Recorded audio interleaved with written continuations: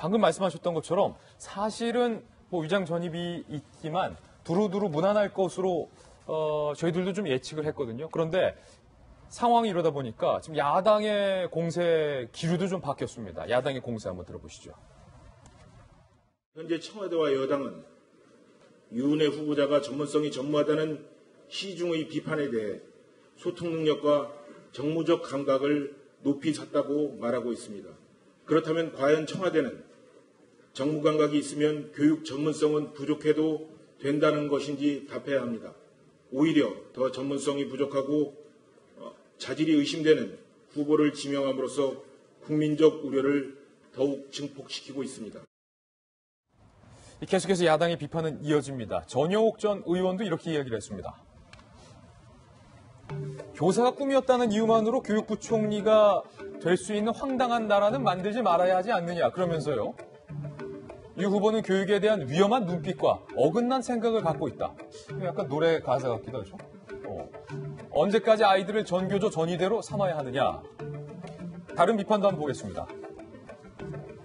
전희경 의원, 현역 의원이 청문회 통과 무난할 것이란 예단은 금물이다라고 했고요.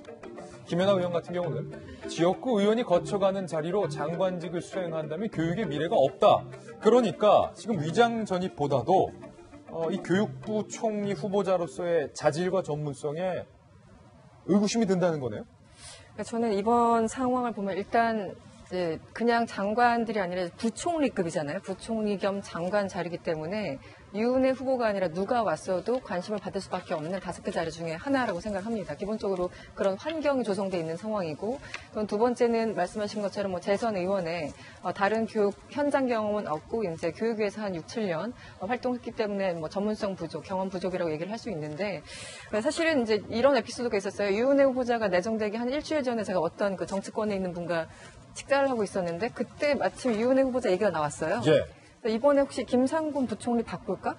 바꾼다면 그 다음 후보가 누구지? 그러다가 이제 유은혜 의원 우리끼리 그냥 얘기를 한 겁니다. 근데 그 다음 주에 어쨌든 뭐 내정이 됐다고 발표를 했었는데 그때 저희가 이제 얘기한 거는 아니 유은혜 의원이 이제 내정이 되면 뭐 어떻게 청문회는 통과할 수 있겠지만 버틸 수 있을까 이런 얘기를 했던 것 같아요. 그 얘기는 뭐냐면 소위 말하는 교육부 마피아라는 얘기 많이 있지 않습니까? 예. 우리 이제 그 공무원들 중에서도 여러 그룹이 있지만 기획재정부 마피아, 뭐 모피아라고 하죠. 그리고 교육부는 또 교육부 마피아라고 얘기를 하는데 굉장히 강력한 집단들입니다. 사실 이제 뭐 심증만 있고 물증은 없다고 하지만 과연 그 내부의 어떤 텃세도 그렇고 교육부 그 수십 년간 이어져온 어떤 그런 그 마피아적인 어떤 그런 기질들 때문에 외부에서 오는 사람들이 소위 말하는 장관들이 골탕만 먹고 자리 제대로 보존하지 못하고 자리를 떠난다는 그런 얘기를 많이 했었어요.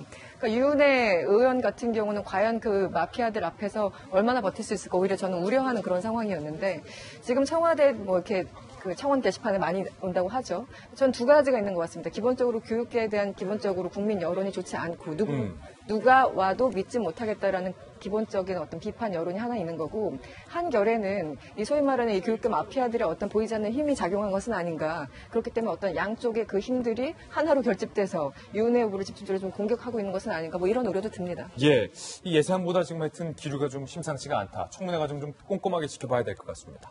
이번에 저희가 준비한 다음 핵직구 뉴스입니다. 함께 보시죠.